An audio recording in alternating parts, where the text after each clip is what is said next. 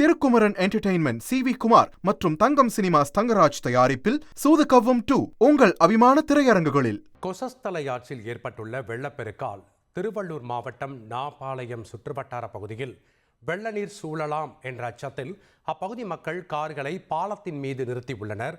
இது குறித்த கூடுதல் தகவலை செய்தியாளர் பாஸ்கர் வழங்க நாம் கேட்கலாம். வணக்கம் பாஸ்கர், இது தொடர்பாக பொதுமக்கள் கிட்ட கேட்டதற்கு அவங்க சொன்ன கருத்துக்கள் என்ன? அங்க இருக்கக்கூடிய கள விவரங்களை பதிவு பண்ணுங்க. வடகிழக்கு பருவமழை தீவிரமடைந்த தமிழ்நாடு மற்றும் ஆந்திரா கொட்டி தீர்த்த இந்த கனமழையால் பூண்டி ஏரி நீர்மட்டம் கிடுகிடு என உயர்ந்து நிரம்பி வருகிறது. இதனை அடுத்து ஏரியில் இருந்து பாதுகாப்பு கருதி உபரி நீர் வெளியேற்றப்பட்டு வருகிறது. பூண்டி ஏரியில் இருந்து 2வது நாளாக 16,500 கன அடி நீர் கொசத்தலை ஆற்றில் திறக்கப்பட்டு வருகிறது. பூண்டி ஏரியில் திறக்கப்பட்ட இந்த தண்ணீர் தாமரைப்பாக்கம், திருக்கண்டலம், வல்லூர் அணைக்கட்டுகள் வழியாக எண்ணூர் கரையில் சென்று அடைகிறது.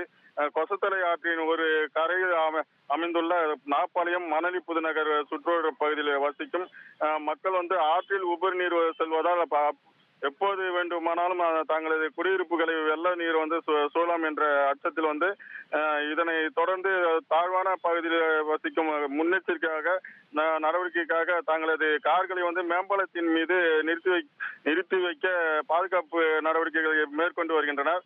நாப்பாளையம், மணலி, புதுநகர் சுற்றுவட்டார பகுதியில் உள்ள குடியிருப்பு பகுதிகளில் அதிக கனமழை பெய்தாலோ அல்லது ஆற்றில் செல்லும் வெள்ளம் சூழ்ந்தாலோ பாதிப்பை தவிர்க்கும் வகையில் பாதுகாப்பு நடவடிக்கைக்காக கார்களை மேம்பாலத்தின் மீது நிறுத்தி வைத்துள்ளனர்.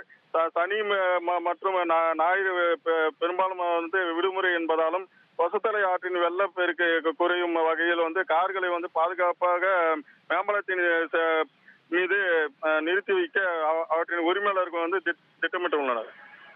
நன்றி பாஸ்கர், உங்களுடைய தகவல்களுக்கு. Thirukumaran entertainment CV. குமார் மற்றும் தங்கம் சினிமாஸ் தங்கராஜ் தயாரிப்பில் சூதுகவ்வும் 2 உங்கள் அபிமான திரையரங்குகளில்.